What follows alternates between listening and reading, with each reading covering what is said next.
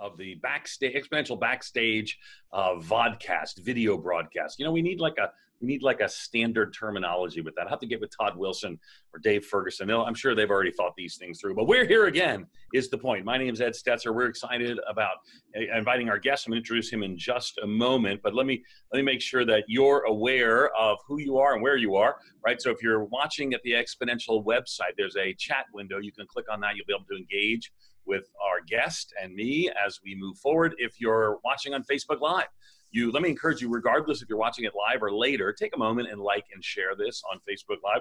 It enables us to get the word out. This is a free resource to help pastors, church planters, church leaders, and others. As you know, this is the Exponential Backstage, and everyone that's been through our series of webinars has actually been specifically related to Exponential. And so the Exponential conferences, I'm asked Brooks to put up the list of upcoming Exponential conferences. You can see them here on the screen. You've got coming up Washington, D.C., and then, of course, well, I don't need to go through them all. Southern California, Bay Area, Houston, Texas, Chicago. Did I mention Chicago? Chicago, the city of broad shoulders, the city that I live in. You'll want to come to that one. And ironically, I'm not actually at that one, but I've had the privilege of being at some of the others. And New York, New York. Who you want to be a part of it. New York, New York.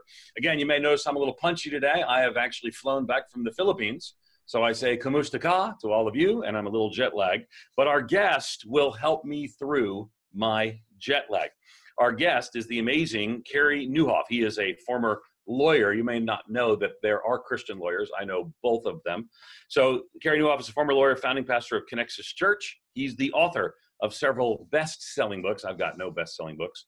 My best one's going to be a bestseller, including his forthcoming book. Well, how can it be the best-selling book if it's forthcoming? Anyway, Carey, we'll talk about that. Didn't see it coming, overcoming the 7 greatest challenges that no one expects, but everyone experiences. He speaks a lot on leadership. He has a podcast to which I subscribe. He talks about change, leadership, and personal growth. One of the widest read leadership blogs at CareyNieuwhof.com. I'm going to have to have him spell that because none of you will be able to spell it without his help. And he hosts the top-rated, at least on my scale, it's top-rated, Carey Nieuwhof Leadership Podcast. We're interviewing some of today's best leaders. We're just before we came on the show, we just did an interview with Andy Stanley. His podcasts and blogs are accessed by millions of leaders each year. Carey, good to see you again from the great white north of Canada.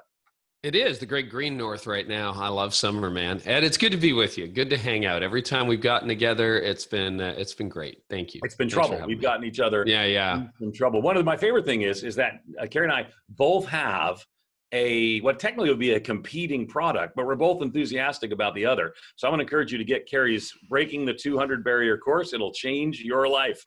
So you should get Ed's Breaking 200 course. You really should, because he actually has a doctorate and he knows what he's talking about. And that's all the difference. It's not. I just have opinions. That's it. But you have good opinions and good experience.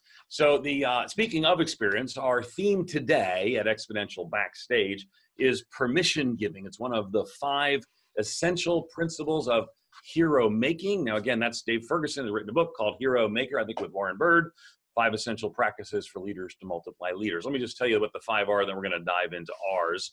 Multiplication, thinking, permission giving, disciple, multiplying, gift activating, kingdom building. Today, specifically with Carey, we're going to focus on permission giving, taking the focus off yourself and who you are as a leader and giving permission to others. You know, it's a shift in seeing. I see this gift in you. I see God at work in you. And ultimately, this comes from the work of God in women and men who actually are empowered and filled with the Spirit and then seek to live that out using their gifts. So, Carey, that's what we're going to focus in on. But today, I see in you, we might say to others, potential for leading a movement that will bring my people to the good news of the gospel of Jesus Christ. Again, this is the Exponential Backstage. Let me remind you, if you're on the Exponential website, open the chat window. You can ask us questions. And for the first time today, we're going to monitor Facebook Live as well. So you can put questions there. We'll actually answer them in the video if we can, and then go from there. So let's jump in, Carey. I want to hear from you, less from me, more from you. Today, we're talking about what it means to be a hero maker, especially as a ministry leader, becoming a permission giver. So who are your hero makers? Who spoke into your life? You know, I've had a bunch over the years, Ed. When I think back to my childhood, my dad definitely was a hero maker, is a hero maker for me. He's still living, huge influence in my life. Actually, both my parents. And, it's interesting when you I listen to read a lot of biographies, listen to a lot of podcasts that, feature the stories of entrepreneurs or people who've made a difference. And it's amazing how often it goes back to their parents, either positively or negatively. In my case, it was positive. I think about a youth pastor I had when I was 13. His name was Pete. He died actually quite young, but my goodness, he made a huge impact on me. And then actually a couple of weeks ago, I got a random text from a friend of mine who, it was actually 20 years ago this month. I was a young preacher trying to figure out which end was up. And the pastor of the largest church of my then denomination reached out to me just randomly. He either called me or emailed me, and he said, "Hey, I've heard you're making a difference up in the middle of nowhere. I'd like to meet you." Now, this is a guy who had like the largest church in the country in our denomination. He was 20 years my senior. And in 1998, he just randomly reached out to me, and we have become and stayed friends. And I've learned loads from him. And, it was one of those acts of just magnanimous grace. I mean, there was no reason. I could give him nothing. And he just took me under his wing. And I would say I could list a whole bunch, but another guy who's been hugely influential, a hero to me, is Reggie Joyner. And again, 13 years ago, I was a pastor of a church that, we had become, actually next to my other mentor. I think he was the largest, we were the third largest and the fastest growing in the country by that point. But when I was part of a denomination. Anyway, Reggie flew up, spoke at a conference, just took a personal interest in me and invited me to speak at North Point, flew me down, introduced me to Andy. And I mean, that was a life-changing relationship. Yeah. And again, he had no reason to do it other than he took an interest in me and, opened up a whole new world of possibility that honestly wasn't very accessible to a Canadian living an hour north of Toronto. So it was pretty cool. Wow. First of all, I didn't know there was anything an hour north of Toronto. I thought that was the Arctic Circle, but never. I'm here all by myself. We enjoy it. We really do. I like it a lot. I love it. The whole year, you're starting in Orlando where you spoke. I think we were both in Orlando. Yeah, we were. We were the theme has been hero making and being a hero maker. One of the practices is being a permission giver. And so I know you've talked about this. We've talked about this in other settings, not using that language. But what does it mean to be a permission giver? Well, for me, it's been a long journey. I think it means you got to get over your control freak tendencies, Ed. And I think a lot of us who end up in the alpha role or, the senior leader role in an organization probably are recovering control freaks. And so for me, I was really good at recruiting doers in the early days of my leadership, but not very good at releasing leaders. And there's a world of difference. And so recruiting doers or releasing leaders. I love that. So you say there's a world of difference. Give us a little bit of that. Well, doers are people who basically implement your vision, right? It's that old stereotype of a genius with 1,000 helpers. And you can actually grow a fairly large church or organization around the genius with 1,000 helpers model. But it doesn't really scale and it's not really enduring. And so I had to overcome a lot of my control freak tendencies and desire to be in the weeds. And I think a lot of leaders who are control freaks, like I look at myself and I either tend toward, because we're all extremes, right? So I tend toward micromanagement or abdication. Neither of which is helpful. You're either like right in the weeds and or you abdicate and like, okay, Ed, it's all yours. Just don't, ruin it. When what you need to do is develop and mentor and release. So to give permission really means to release leaders. It's good. For me, what that means is you don't just have doers, you have thinkers, you have people who imagine, people who create, and they're all aligned around a common mission, vision, and strategy. But that for me is absolutely critical. Love that. Love that. Good stuff. So we've already had some questions coming in. Let me remind all of you that you can leave your questions at Facebook Live. Do me a favor, if you're watching at Facebook Live, let's serve other church planners and leaders by liking and sharing this free resource. If you do that right now, people can actually know that's going on or see it later. You can do that. You can leave questions at Facebook Live. Our team there is at Exponential's monitoring there, but also at the chat. You would open the chat window at the Exponential web page. So Jeff, I think it's Fusan, asked the question, what, in your opinion, is the greatest barrier to becoming a hero maker? What holds people back from doing that? Oh, thanks. I love that question, Jeff. I would say it is control. There is an assumption, particularly, I was talking with some friends about this last week, but people criticize mega churches, Ed, as you know, being a really. You ever notice that? No. For being a one-man show, yeah. Right? That North Point is Andy Stanley. Levi Lusko runs the whole thing. However you want to slice it. Life Church is Craig Groeschel, and of course, if you've looked for 2 minutes behind the scenes, you realize no, that's not the case at all. I think the real one-man show is actually the small church. That if you look at churches less than 200, you can easily pull it off as a one-man show. And there are two things, Jeff, into your question that factor into this. One is, I think the expectations are that you will do it all. At least that was the expectation foisted on me when I came up here 23 years ago to start with 3 little churches. It's, well, of course, you're going to do the preaching and the pastoral care, and you're going to lead everything. You're going to do the Bible study. And a lot of pastors just kind of fall into that trap, and you almost create a codependency where they need you, but you need them to need you. Mm-hmm. And so I really had to break that. I really had to get out of that idea that, no, these people hold the gifts of God. Is bad theology as well, because you do not possess all the gifts. I mean, the gifts are distributed across the body. They don't just belong to, the leader. So I had to overcome all that. And when I started to overcome all that, I realized that there is an inner control freak in me. And I had to get to the point where I was comfortable not running everything, not leading everything, not doing everything, and really releasing that. So I think for a lot of us in leadership, the barrier, honestly, is us. And that's true. I talk to people who are leading very, very large organizations. There's one guy in the corporate world. I mean, he has a company into the tens of millions of dollars in annual revenue. And he is continually getting out of the way of himself because he realizes, I'm still doing too much. And so the answer to the question, unless you're super lazy and really unmotivated, which you're probably not if you're on a webinar on a Monday morning, right? But if you're super lazy, yeah, maybe you need to do more. But the answer to the question is, for me, am I doing too much? The answer is probably yes. It's probably you just need to default that to yes. And then how can I release others to do more? It's good. It's good. Now, you talked a lot about control, and that's the negative side of it. But the other positive side is the permission giving idea. Are there some steps or processes or kind of patterns that you walk when you seek to give permission to somebody? Yeah. Clarity is your best friend.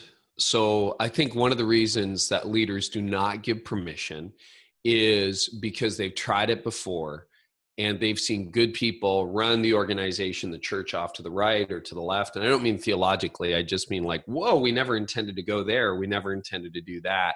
That almost always is a clarity issue. And a lot of leaders, and I know in my own journey, I had in the early days, a lot of clarity on mission, a lot of clarity on vision. But the problem with mission and vision, I mean, there's no real problem with mission and vision, but the limits of mission and vision, as you know, Ed, are that they're pretty broad. Like you and I are going to agree on the mission and vision, but your strategy might be totally different. Right. And so I had to clarify the strategy. And I found that when I got my strategy clear, when I became abundantly clear on my strategy, that's when all of a sudden permission giving became much easier, because you could almost hand somebody a playbook. You could almost give somebody, it doesn't have to be a book, but just even a little bit of clarity around, here's what I want you to do. Here's our key performance indicators. Here's what we're looking for. And then if you've got good people, they'll run with that and they'll probably do better than you could do in that situation. So I would say, just off the top of my head, clarity is your best friend. And a lot of leaders just do not have clarity around strategy or even around culture. So we clarified our strategy long time ago, but culture was more recent. It was in the last decade that we really, really worked on our culture, because culture is about how you get to your mission. And so we have vision, or we have culture like cultural values like battle mediocrity. And so what that is, yeah, we value excellence, but there's diminishing returns when you get into the top 5%.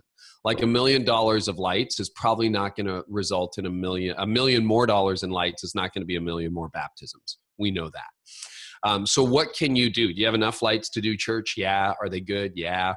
Are they pretty good? Yeah. Okay, well, let's move on to some other stuff. So we don't want an organization that's always pursuing that last 1%, because often you're at that point, you're barking up the wrong tree, but we're not in favor of mediocrity. So am I allowing what is good to stand in the way of what is great? That's an example of a cultural value. Another is pursue health. Am I living in a way today that will help me thrive tomorrow, emotionally, spiritually, physically, relationally, financially? Am I living in that way? So those are values that are really important to us as a church. And of course, when you have them written down, and we have 7, and they're short, and they fit on a single sheet of paper with white space, suddenly you can have hundreds and one day thousands of volunteers running empowered, and they're clear on the direction, the mission, and the vision, but they're also clear on the culture, the how of what we're trying to do. So that kind of clarity and definition, I think, can really, really enable permission giving at a much bigger scale. Hello, again, my name is Ed Stetzer. This is the Exponential Backstage. Our guest is Carey Nieuwhof. Carey, we're going to put your web page address in all the chat places, because your last name is not the easiest to spell. It's Carey, first name, and then, well, you spell it. First of all, tell us where the word Nieuwhof come from. I'm still working on it, but let's see if I can get it right. Nieuwhof. Yeah, it's actually Dutch. It's Dutch. Okay. It's Dutch. We think it was originally German, but for hundreds of years it was Dutch. My parents immigrated from Holland before I was born. And so I'm a Canadian born in Canada. But when you go to Holland, like the word new, Nieuw, is on every billboard. And when we first took my kids over there, they're like, I finally feel like I fit in. But, you know, if you're going to buy a new car, it's a new car. So anyway, and Hof is garden or court. So it's just new court, new garden. But new court, and you have a law degree. So how perfect is that? Yeah, that's true. Different kind of court, but we'll take that either way. So CareyNieuwhof.com, and there you can find his podcast, his blog, and all the other resources that'll be helpful to you as well. And if you're watching this video, you can look in the Facebook live chat. You'll see that address. If you're watching at the Exponential page, we'll put that in there as well. So Carey, continuing kind of our questions, and let me remind people that they can ask questions at either of those places, Facebook Live or the Exponential chat box as well. In his book, Hero Maker, Dave says permission giving requires that we learn to lead with a yes. Is that an area you had to work on? Did you lead with a no at different times? Is that something that has always been natural for you to lead with a yes? Tell me about that. Oh yeah, I definitely started leading with a no. And that was fear. That was everything we talked about so far.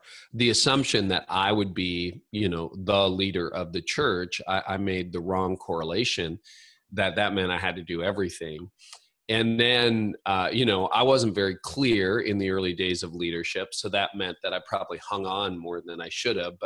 But to lead with a yes, somebody said, I heard this recently. I mean, it's been around forever, but I just think I heard about it late to the game, that if somebody can do something 80% as well as you, let them do it. And I've heard somebody else, a variation of that, if somebody can do something 50% as well as you, let them do it. Now, that gets the achiever and the perfectionist in all of us a little bit worked up, but I think there's a lot of value in that. And so I am actively trying at this stage of my leadership to default to a yes rather than to a no. And again, if you get the kind of clarity we've talked about, that becomes easier and easier. But it definitely is a journey. And it means you have to trust people, and you have to trust God, and you have to trust yourself. I think another thing that makes it easier, Ed, and you can relate to this because we've both been at this for a few years, we're not brand new at it, is when I was young, I thought I was good at a lot of stuff. And now I realize, actually, I've only got 1 or 2 gifts. Like, that's it. Like, yeah, I can do certain things, but personally, I'm really a communicator. That's what I do. I write and I speak and I think. And that's about it. And when I lead a team, that's how I lead a team. I'm not a very good project manager. I'm not a very good manager, period. As we always joke with my team, I manage self-managed people really well. So what I've realized is I need to give permission in all these other areas, and I need to only do what only I can do. And I need to focus on the strengths that God has given me. And so that's really helped to create a culture of yes. Now, if you're a great communicator, does that mean you should make no room for other great communicators? No. I mean, I got a whole podcast that's built on other people speaking, not me, doing the primary communication. I love having guest blog posts. My other backup preacher is a guy named Andy Stanley. He's decent at it. So he struggles making the point. He struggles a bit, but I think he's got a future. I was in my basement the other day, and I got like 2 boxes of, is it Communicating for Life Change? Yeah. And I'm like, I've moved them from Nashville, and I should give them away. But I was just like, I think that's one of the best books on communication ever written. But anyway, Communicating for Change. It's a perpetual bestseller. Yeah, I should give it away to your class. There you go. Students, go hit them up. Thanks for volunteering me for that. You're welcome. And by the way, if you'd like free stuff from Carey, go to CareyNieuwhof.com and request it. Anyway, we've got some questions coming in. One from Armando. How do we correct lovingly when permission giving goes wrong? Yeah. I would say what you want to do is you probably want to try to figure out why it went wrong. And an easy assumption is that the person was not acting in good faith. That's not that true. Occasionally you get a toxic person. I mean, every once in a while you get that bad apple that's just in it for themselves or in it for bad motives. And you may have that person. Chances are you don't. Chances are what you have, odds have it, you've got a good person who either misunderstood or who wasn't clear or there was something underneath it. So what I would do is, to the extent that you could, ascertain what the possible reason is ahead of time, try to do that and err on the side of a generous explanation. Err on the side of, I'm sure you were doing your best. And then, you may be able to figure it out in the absence, before you have the conversation, or you might not be able to. So let's say you're not able to, or let's say you've got your theory, still go into that conversation and ask very open-ended, neutral questions, rather than, hey, why did you run this thing into the ditch? Nobody likes that meeting. Say, hey, tell me what you think's going on. Like, let me know what's happening. Can you walk me through the story? And if you just shut up for the first 5 minutes, you will learn a ton. That's good. You'll be able to confirm firsthand whether there was good faith or bad faith, whether someone's selfishly motivated. And 9 times out of 10, and again, experience is a great teacher in this case for me, 9 times out of 10, you're going to discover that somebody was probably very well motivated. Maybe you were clear and they didn't read it. Okay, great. Well, you can solve that. Maybe you weren't clear, or you thought you were clear, but you weren't. Or, it's not their gifting, or it's not their key area. So that's how I would approach it. And, try to go and listen. I'm quick to form judgments, quick to form opinions. But I think the more you can sort of just go in very open-handed, assume the best, look for the most charitable explanation, 9 times out of 10, you're going to find it.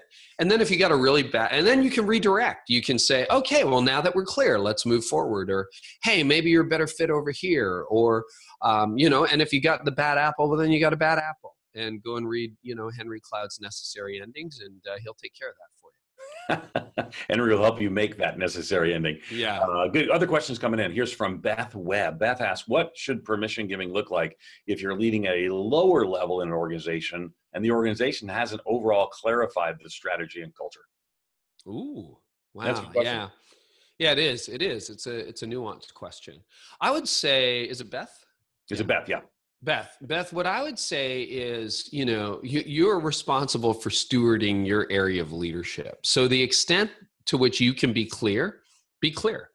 The extent to which you can lead with a really healthy culture, lead with a really healthy culture. Now, if you've got people above you, so to speak, in the organization who are really open to change and who are progressive, they'll probably notice that and celebrate it. They'll probably say, wow, that's amazing. Look what Beth's doing over there at, whatever you happen to be leading. And a healthy organization will want to celebrate that, promote it, learn from that. They might ask you to to expand that teaching throughout the organization or come and meet with the senior leadership team or whatever that looks like. An unhealthy organization will not have that reaction. They will feel threatened by it. They won't understand it, but at least you'll know what you're dealing with. And then you can make a decision about your future from there. But I would say, lead with all diligence. And if you think about that, I mean, if you're leading a student ministry and the student ministries historically have sometimes outgrown the church when they're really well led. And then either the church gets renewed in the midst of that, or the student ministry becomes its own church down the road. So I think you're into that kind of dynamic.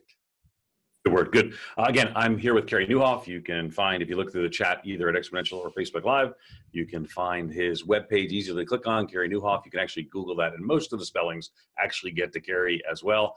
It's got William Vanderbloemen once told me that if you just, any variant of his name eventually gets to him on Google. So I think it's similar to you. You have enough of a footprint that's there. And again, this is the Exponential Backstage. Let me remind you again, I'm going to ask our Exponential team to put up the locations for the upcoming Exponential conferences. We've already had Orlando. That's where Carey and I were. There are several others coming up, 2018 regional conferences. You can go to exponential.org/2018 to find more helpful information about that and get engaged, get involved, and more. And of course, here, lots of resources at the exponential.org webpage as well.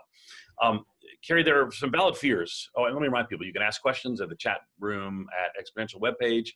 Just click on the open the chat, or at the Facebook Live page, and we're feeding the questions to Carey here. There are valid fears that come to around the idea of releasing control. People doing things the way you wouldn't want them done, or maybe the different direction, or sometimes it's easier to do it yourself and more. In a sense, isn't it easier to just keep it all under your control? Oh yeah, it's way easier and way more disappointing. I mean, you get a short-term benefit and long-term pain, because you stunt not only your growth as a leader, you stunt everybody else in the organization. The high capacity people are going to leave, because if you won't release them, they're going to find somebody who will.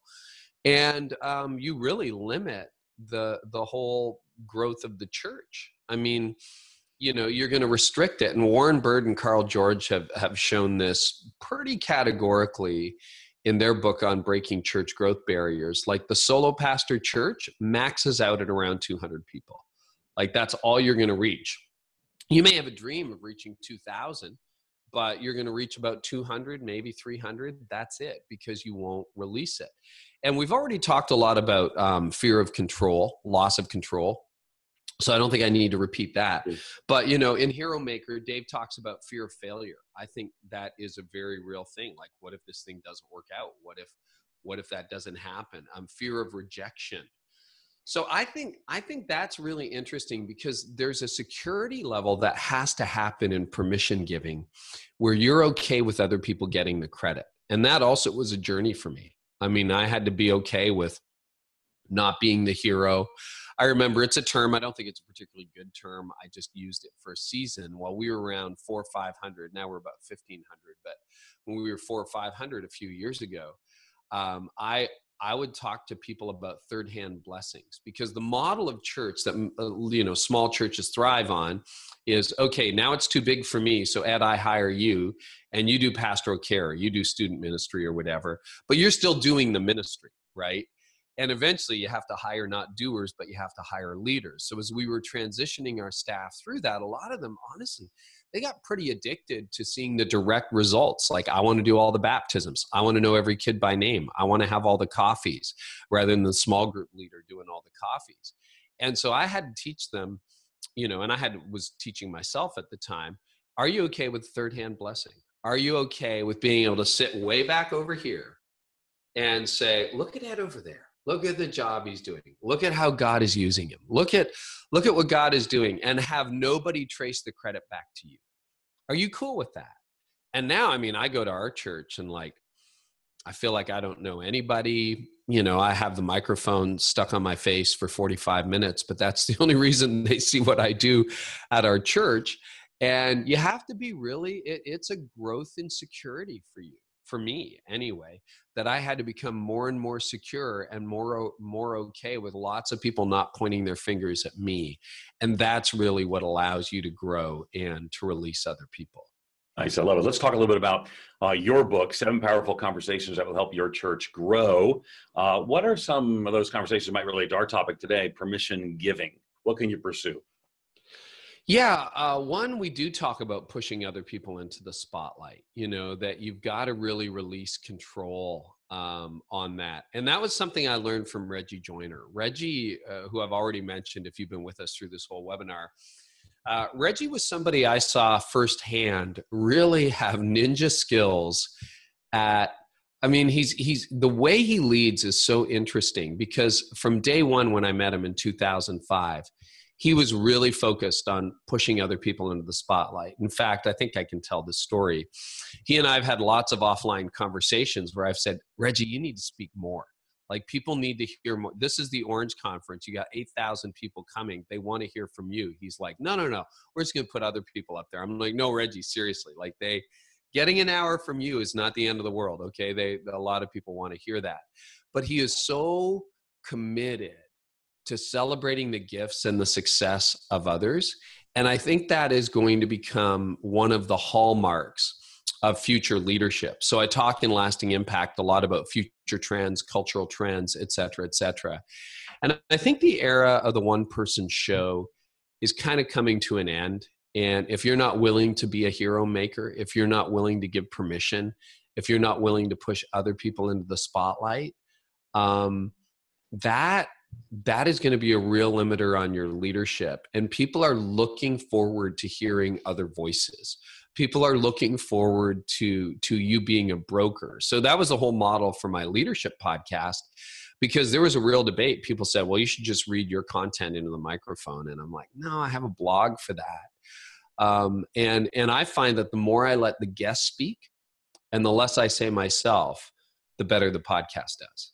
Nice. And so it's interesting. Someone has a lot to say. I mean, that's what's interesting is the kind of the both and that you're modeling for so many of us. I mean, you're a good content generator, provider, thought leader, but you're also bringing others along as well, when really you don't have to. So what's the motivation for that for you? Because like you just said about Reggie Joiner, I'd say that about you. I want to hear more from you. So what's the motivation for making sure you hear from others? Number one, I'm learning. As I've heard a few people say, you never learn anything when your mouth is open. So, and we can all be, I can love to hear myself talk some days too. Just ask my wife. She's like, there you are again. I'm like, I know. So, what I find is, I love long form conversation, and the vision for the podcast came from, honestly, green room and dinner conversations I would have with other leaders, where I would walk out of that usually 1-2 hour conversation and go, man, I wish everybody could have heard that, or our elders could have heard that, or my staff could have heard that. And so I wanted to bring that to light and to the public. And I just, it's something that bothers me. I listen to a lot of podcasts, but I hear a lot of podcast hosts, and I have a blog. I write books. Okay. So, anything I want to say, it's going to be me in a monologue for 57,000 words. That's what a book is. A blog post, I posted one this morning, 2,100 words. That was me getting to say what I want to say. And yeah, there's interaction in the comments, but like that forum for the podcast, I've just found that I have to shut up. And the more quiet I am, the more the guest talks and the more I learn. And I listen to a lot of podcasts, a lot of interviewers, because I'm now studying interviewing. And I find a lot of them want to jump in and make their own point. Well, that's exactly what I said in my book, Didn't See It Coming. Hey, that's, hey, yeah, I've taught that principle for years, or as we say to our staff. And I'm like, no, that is not the forum. Yeah. Let your guests shine. Let your guests shine. Shut your mouth. Now, occasionally I'll draw a guest in. We'll do a round table. And then I've done that with Clay Scroggins, Brad Lomenick, and it's more like an exchange. And occasionally I flip the mic. Like I've got an interview with Ann Voskamp coming up where she interviews me. That's releasing in a couple of weeks. Way. But that was very like intentional. A Canadian festival of awesome right there. I drove to her farm. It's 2 hours from my house. Yeah, wow. So yeah, actually, but that's very intentional. But when I'm actually interviewing a guest like Andy, I had lots to say, but I just shut up. Yeah. Just like, let Andy Stanley talk. Let Pat Lencioni, I interviewed him last week. It's like, oh my gosh, I get to interview this guy that, I've read all of his books and just think he's amazing. And man, he told me stuff I'd never heard. And I'm a fairly good student. Like, did you know that he said no to Steve Jobs? I did not know that. That's fascinating. No, I didn't think that was particularly well known. I'm like, maybe I fell asleep at a talk or didn't read that. No, I never knew that. That's fascinating. Steve Jobs actually called it. See, but this is what I'm increasingly convinced.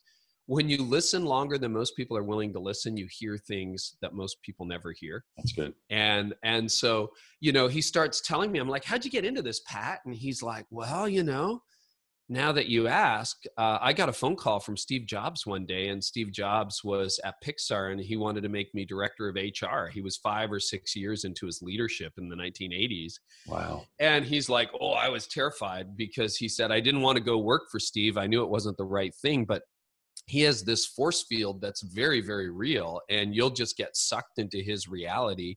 And I knew I would have ended up working for him. He said, fortunately, the day after he called me, Apple hired him back, and that was the last I heard from him. So that was it. I'm like, awesome.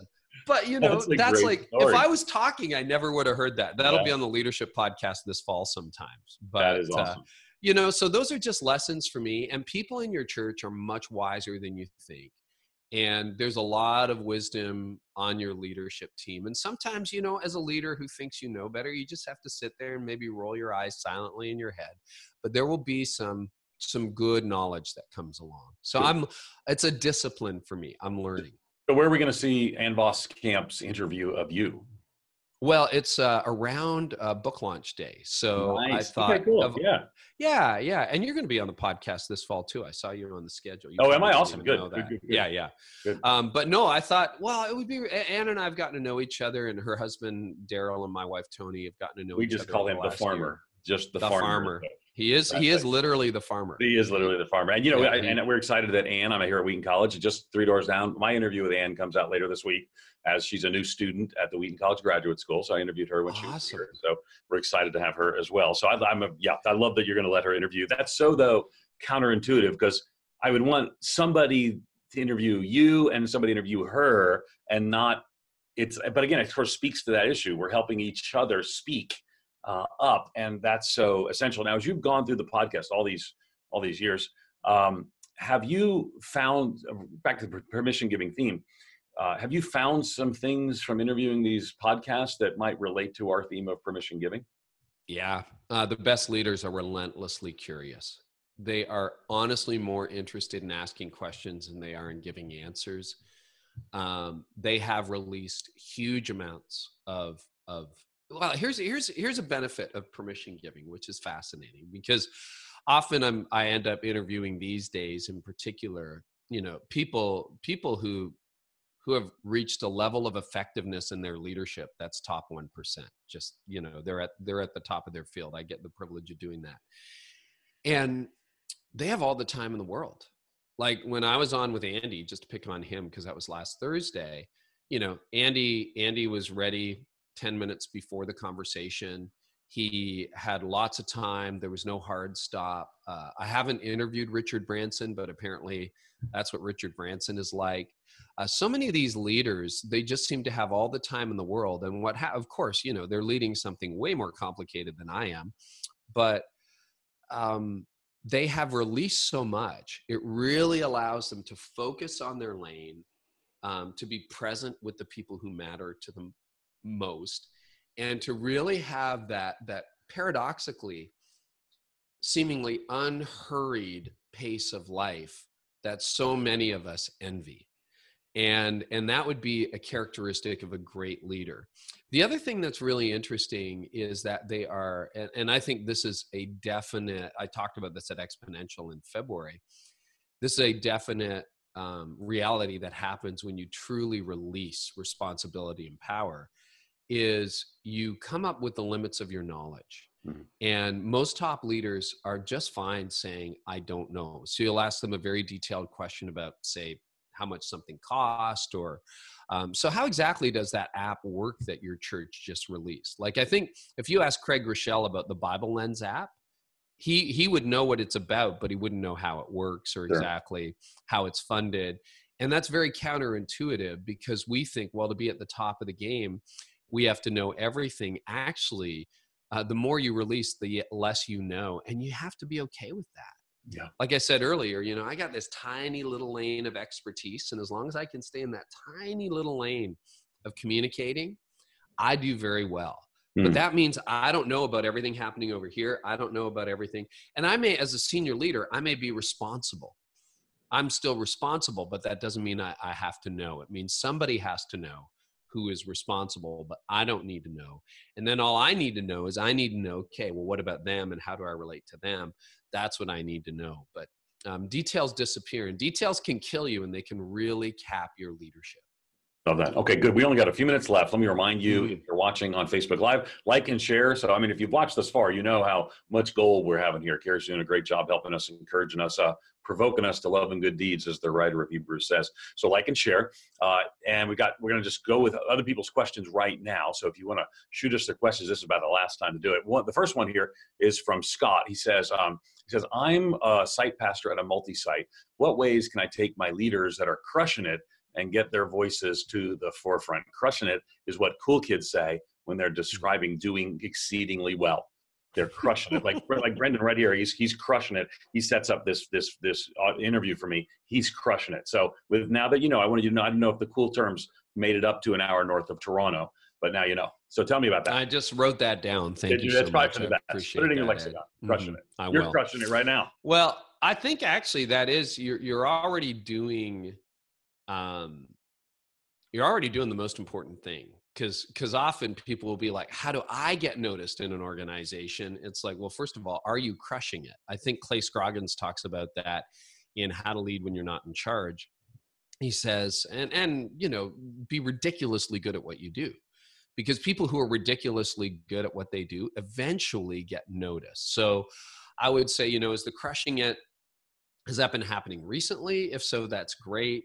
If it's been happening for a long time and they're being overlooked, well, or maybe the question isn't about being overlooked, then I would ask, okay, is that more of a systemic issue? The other thing you can do is publicly celebrate them. Like if your campus, if your location has all kinds of good news stories, and you're posting to social about what other people are doing and the difference that they're making, I think that's a great way to celebrate them.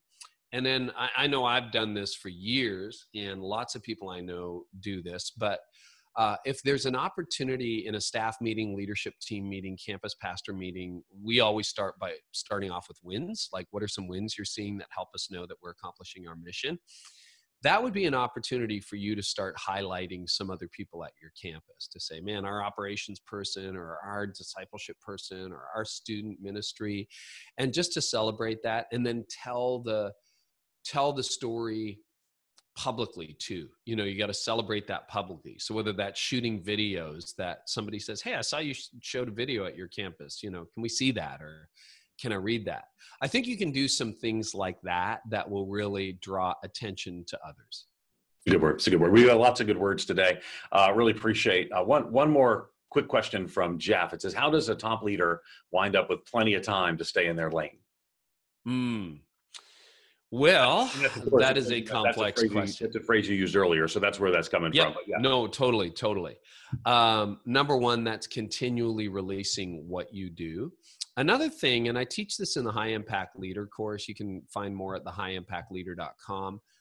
And I've blogged about this quite extensively. But one of the biggest time management hacks that I've learned, and really it's a lifestyle rather than a hack, is to learn how to do what I'm best at when I'm at my best. So to give you an example, you have 24 equal hours in a day, but not every hour is created equal.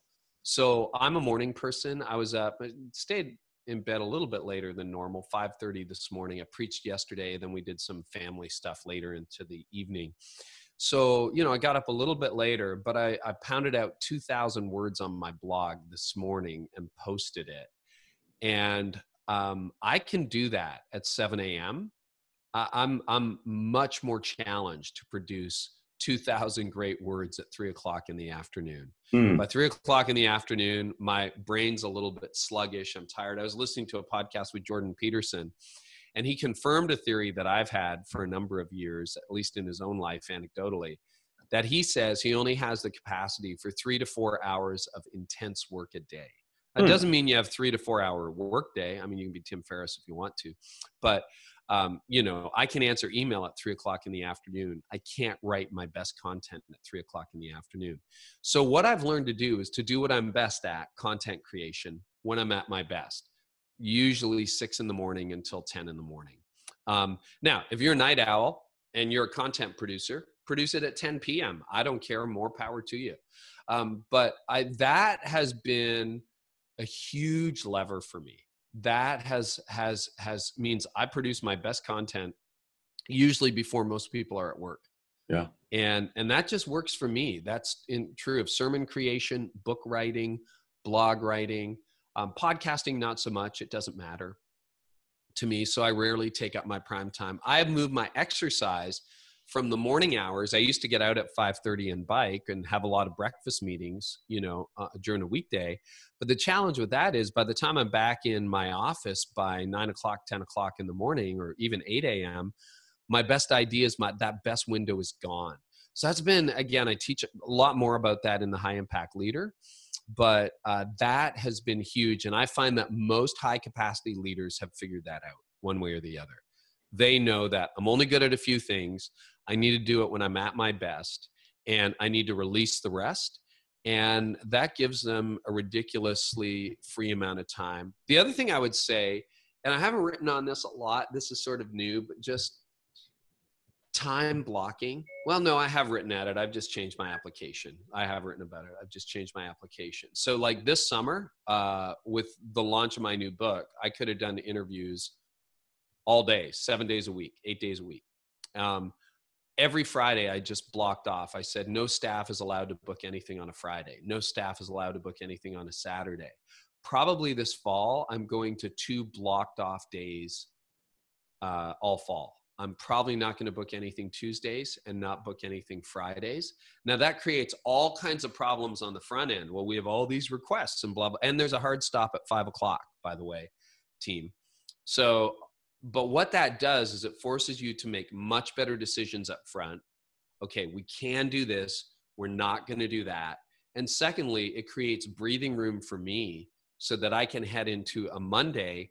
And yeah, I caught up a little bit on Friday. I did a little bit on Saturday, but I didn't have the world, all this inbound. I've been thinking a lot about inbound and outbound. You got me on a riff here. I could go on. I like no riff away. Your riffs are gold. Inbound and outbound. So the way a lot of leaders struggle is on inbound, and the incoming is huge. So-and-so sick, they're in the hospital. I actually got that call yesterday that a guy I had dinner with last Wednesday night is in the hospital in Toronto after a bike accident. I'm going to call him.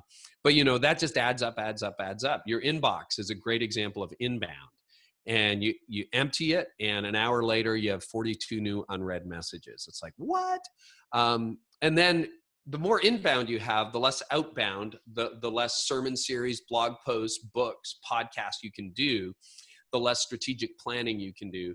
So what I have to do is I have to create artificial limits on the inbound and eliminate whole categories of things I'm doing, will respond to, so that I can focus on the outbound, which is producing all of the value. So that's where my head is these days, just trying to figure all that out. I love it. I love what comes out of that brain of yours. And so we appreciate you so much. Our guest has been Carey Nieuwhof here on Exponential Backstage. Brooks, do me a favor, put up the Exponential Regionals one more time, because our conversation here is on permission giving is one of the 5 practices of a hero maker.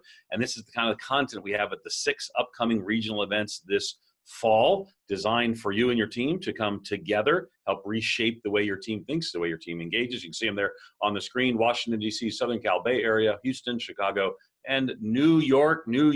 And so I always have to say that. I don't know why I have to say that, but it's start spreading the news, Ed. Start spreading. When you grew up outside of New York, you always have a special love for this city. But we so appreciate you. Again, let me remind you to go to CareyNieuwhof.com.